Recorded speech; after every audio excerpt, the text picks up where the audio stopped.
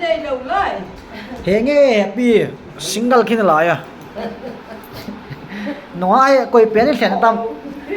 coi pen sen tâm cái thay đổi tâm bị sẽ đúng không anh? Hello guys, check welcome back to mình vlog na. Okay tu ni hai le DC ko na hai mà hạt gạo bola to hai kaputia nak len phi pa pai ta na guys. Okay pile vlog gạo veo te pan pai ngora.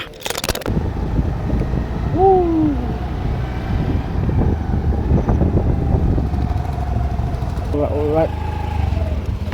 sao lại thế rồi dầm mình học tên tukan phải gọi được bao nào. Ok hello năm này kia mình học tên ni lah again hey guys lungal sana after a long time sẽ nó chal tul yang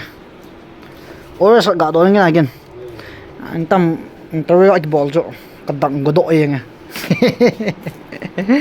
nó nói chuyện chuyện nó có thằng chuyện chuyện tha nó ngồi đội nè đúng không sao vòng pun là tầm một level gì muốn thế nào guys nè nghe to là cầm lăng chỉ tại kia là lăng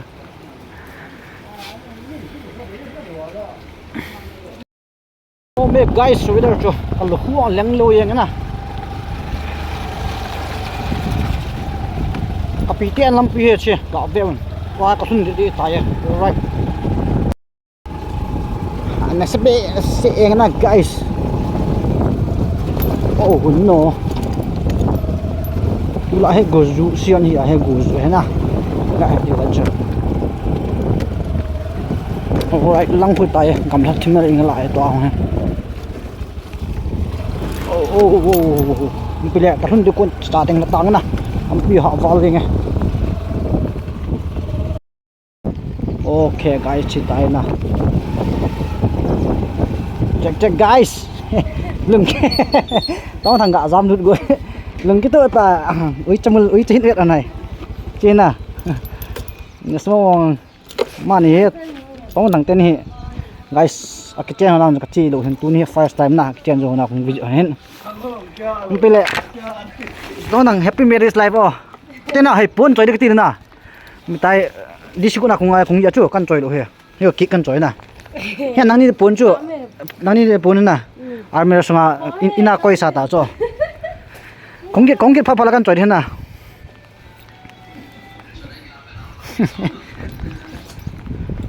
anh lên guys mà hết cần luyện hết in tan chỉ tàu năng là nhiều ngồi chơi bộ thôi smart gì phải biết hoa bài đồ anh lên vậy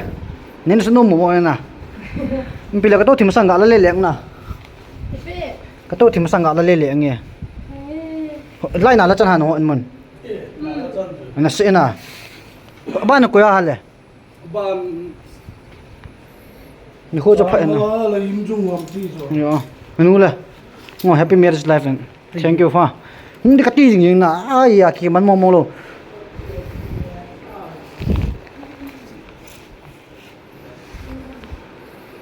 ok ơi à mà ông bố chú không telu là mình bị lẽ ven cột cạp bẹp nên bù tê na bị tê muốn rộng cả bộ bay đây lại sung xì nghe thì là chứ thì mà bố đằng căn là hòn treo huyền to hi chúng nó hay muốn cái chỗ thì nọng cái sậu tay nè ngã về min 5 star ho na song ở trên sang in muốn àจะเป็นจะเจนลงไล่ลงมุดเหม็นนะกะเวมันเจจุมอ่ะนะจุมอ่ะปูเตมันจะไล่ปูฮีอะไรกันนูนุยเลยๆนะกันนูนุยเลยๆตัวกับปูจุ่มเลวตานกับปีลายเฮวังชุละสงขันแกปาคุละจะปาหินเจเฟบรุยบัดมาร์ชบัดมาจ่อขันจีนี่หินอาจีนี่ก็น่าก็เวะขาลอยหินตัวนี้ดีซีกุนะก็หงtiếng lệ là không bay hết na, alright, no me, I know sẽ gầm đập lại tập bằng gì nghe, anh sẽ chơi cái huyong thieng là cái cái hồi đã đâm na guys, tao đang quay bãi chưa, nằm bự chưa là, bullet goran la bullet nei ya ji nei le bullet ki a pala sa khat ko eta na guys jine effect he gum nan moi nu nga la sa hoi che che yang ko nu nga song ka ti je ke chen la na mom nget yang na jine ki to pi da ha ma o hong lo la nan sia chu ke office a kom ta le cái bé đất thì đồ bao gồm thì đó na thằng nó là cái phần nào lệ phần suy so về tiền na alright guys pile phần tiền gạo quay một tiền kho không kêu đừng tao na không kêu đừng mà xong mình pile họ cha gạo leo tiền họ cha vợ đàn thế này năn lên thả tiền lên lúc cái là cuối là hả anh sẽ đó là ý kiến suy nghĩ là ha suy phụ suy rồi thì nông nhựa nô mẹ per na nung là ha phải hè là có mà bố anh join năng na khát tin tin lệ he nghe thì đó là các phần là không đặt thì bụi đi cái đó thằng nó cái phần là suy so với thì là nên nó mồ nghe ta ra ngay guys ma hi ale kanu len na kanu chung le ma kanu te la ma bo he dama tai to helen itin len to bi jing te la chi the hi to cái chi thing juin la hing juin tang to ko mong gi pan ra khat na te la jing te le na ge ge chang tha ti lo lo len kheu na yo chong na pi le guys ta hi wen ko ma vok ti bo le na pi le ini vok ka bon chân chạy sạch là đâm lại về pi ngồi cho bài bố thế cái tiêu lùm cái là sợ happy here guys copy nu thế nào mà bài đi bắt cho cái này chắc là pin bó lại tao lên tao hay tao review cả bó lên cái tiêu thiền lấy thôi đi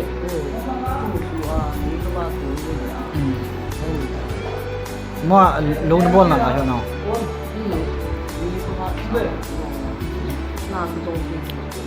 giờ lâu bol là nó không làm sút tăng cái gì nó đa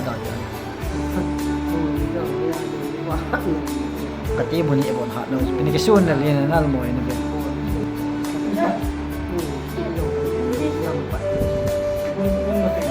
cái tí toa he phải pia cũng gì he phải pia nga cái bé không biết tao đi phải pia nga cũng gì đừng có sợ đi đến đây đừng lại he nghe happy single khi nào lại à nó ai coi bé thì khen tâm coi bé khen tâm cái thay đổi là tâm bé sẽ đúng không ạ đừng có sợ này happy na vâng thôi à đừng muốn mua mồi ngày hôm nay là con đồng sụp tủ không thế là các thầy đến cái chợ thì nhiều năm nữa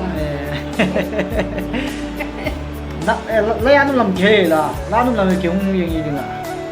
làm thứ ba qua thì làm tại quay làm mà bắt tan mà kiểu là mà toa không leng đó na phải pia ông phải là tiền là sayang là ba leng bé lên hồi lại chỉ tầm họ bị sẽ đóng đó na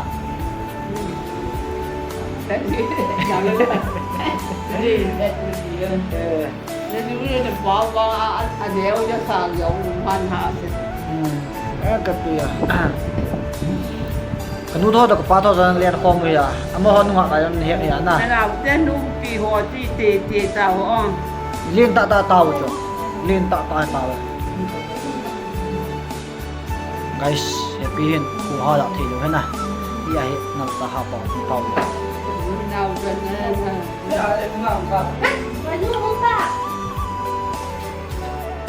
phải bạn đây nghe hey happy birthday ở chỗ này nào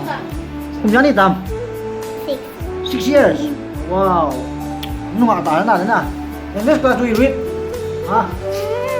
cái tiêu 6 years cái tiêu okay guys pile qua hi kan lên to happy to hong sto no ma mai nga la Thế ra cũng hay. he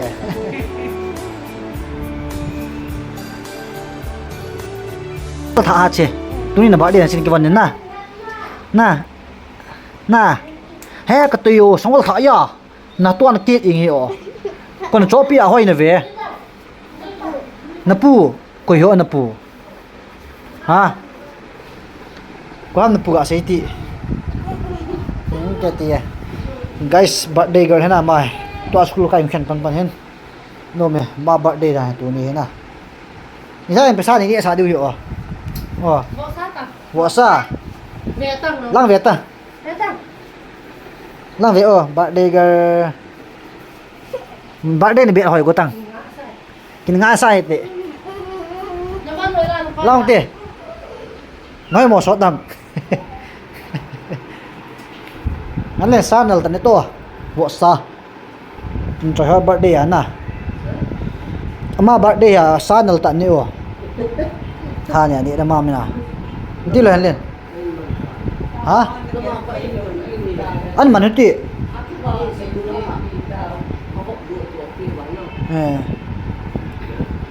sa hết điều chưa nhớ nằm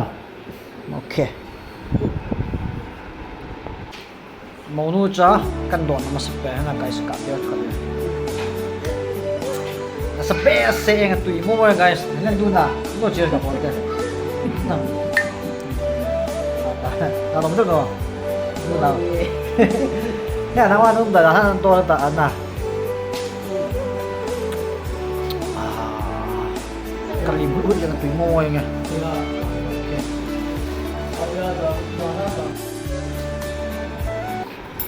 sebab asyik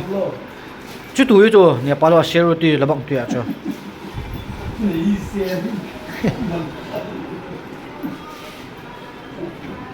trái cho đón phát à bà lang hui cho nó mua fresh thì na level level yang na ya pi ya pi nó không sao brand ta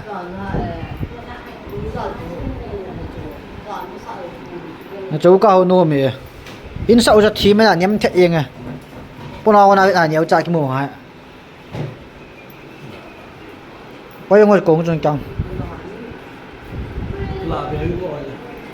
happy mà số các bạn gì này là cái khel tập yang na guys to fel tai gì này tiếng là mì cái khel số đã mà còn là example good example na bol han lai là tin ball nai san hi việt in home le hen bal san hi việt tai happy ok guys tôi công liên sụp tới na chúng muốn lăng hệ của hot đi sẽ nó bằng gì nào về bên của ruin của nói là ta in na công liên phải tới na alright bye bye happy bye bye bye bye bye bye tao thằng lẹm phải cái tăng này bye bye mỗi à xin chào bye bye bye đây rồi cái ngã sa hẳn mi việt tại mít xia cái này bye bye cả nhưng mà phần này mà hắn lên ngô cho bài bôi đầm sẹo này lên na đầm sẹo đang chỉ làm khét tuổi lên na nếu vòng năm thì phân bỏ đi tuổi lên rồi nhưng lại phải biết ông đi tuổi lên rồi họ nào na tên là người kia tên là nào cái nghệ chân hồng thọ này tí rồi tên là na tổ đào ha cái ball láng to rest the ball phạt ta nang hoa ta rest the ball phạt ta le seo na to te te yang jiu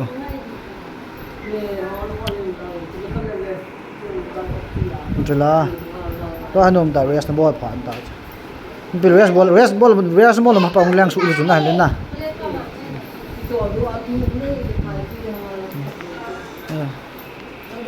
ok bye bye cô lôi tao nó mua nó họ năng ra hủy thì cái liền